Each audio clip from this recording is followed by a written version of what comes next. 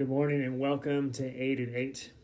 A couple of weeks ago, my dear friend Lynn Voige reached out to me and she said, I wonder if you would consider doing this song that really helped me through a storm back in 2002. When I listened to the song, I was reminded of one of the most famous poems from the 20th century. One night, a man had a dream. He dreamed he was walking along the beach with God, and across the sky flashed scenes from his life. For each scene, he noticed two sets of footprints in the sand. One belonged to him, and the other to God. When the last scene of his life flashed before him, he looked back at the footprints in the sand.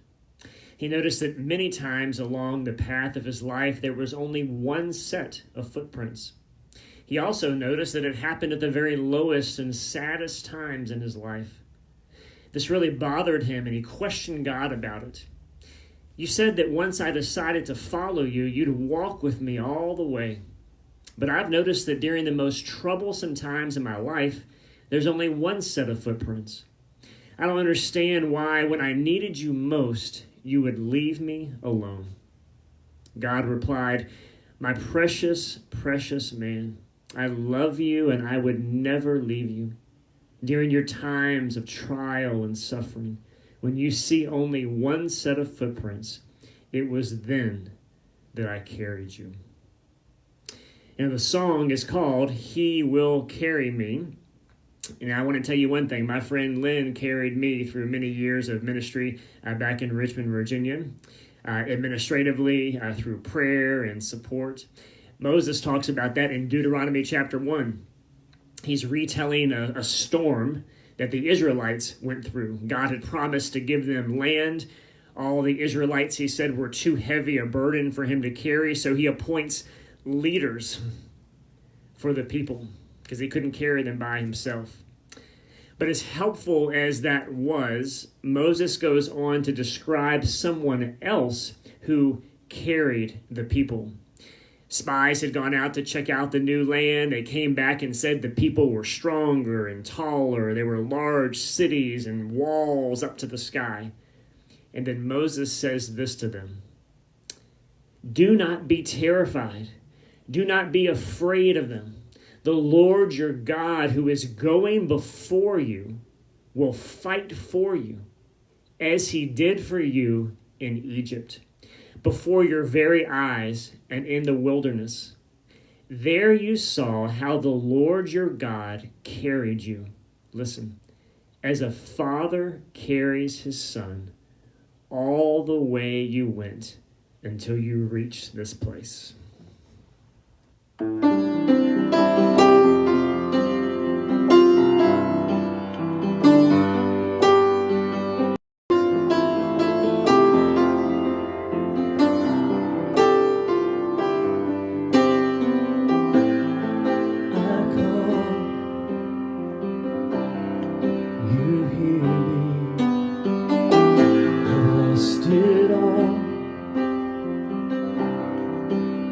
More than I can bear. I feel so empty. You're strong, I'm weary, I'm holding on, but I feel like giving in. Still you're with me. And even though I'm walking through the valley of the shadow, I will hold tight to the hand of him whose love will comfort me. And when all hope is gone and I've been wounded in the battle, he is all the strength that I will ever need. He will carry me.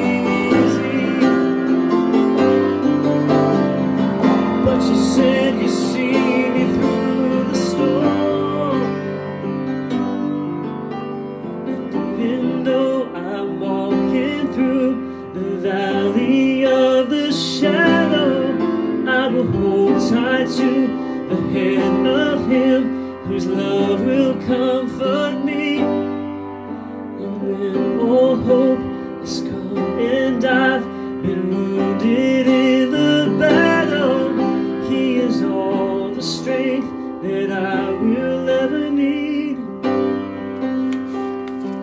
He will carry me. He will carry me. Oh, he will carry me.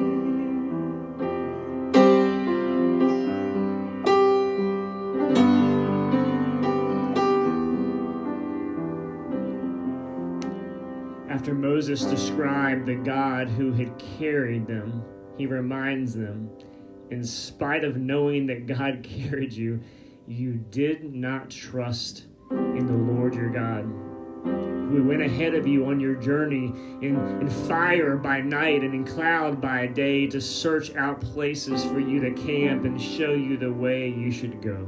You still didn't trust in the Lord. You know, the origins of this Footprints in the Sand poem is actually hotly contested. And one of the sources that may have inspired somebody, whoever it was, to write that poem, it may have been a sermon that Charles Spurgeon preached in 1880. And I want to close with this. Here's what Spurgeon said. And did you ever walk out upon that lonely desert island upon which you were wrecked and say, I am alone, alone, alone. Nobody was ever here before me. And did you suddenly pull up short as you noticed in the sand the footprints of a man? I remember right well passing through that experience. And when I looked low, it was not merely the footprints of a man that I saw, but I thought I knew whose feet had left those imprints. They were the marks of one who had been crucified, for there was the print of the nails. And so I thought to myself, if he has been here, it is a desert island no longer. So friend, God has carried you, and like my friend Lynn, and like the Israelites so long ago, you have a choice today. Will you trust the God who has carried you?